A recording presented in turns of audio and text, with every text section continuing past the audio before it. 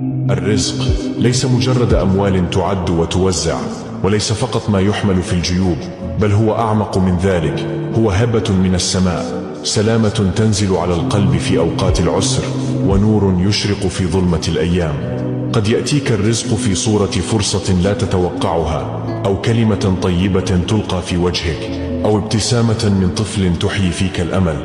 لا تظن أن الرزق مقيد بزمن أو مكان، هو أفق واسع لا تحده الظروف، هو قدرة على الصبر والثبات، هو أن تجد السلام رغم كل العواصف. الرزق الحقيقي ليس فقط ما تملكه، بل هو ما تعيشه في قلبك من رضا وقناعة، وما تمنحه لمن حولك من حب وعطاء. لا تيأس إذا تأخر رزقك، فربما يختبر صبرك ليكرمك الله بأكثر مما كنت تحلم.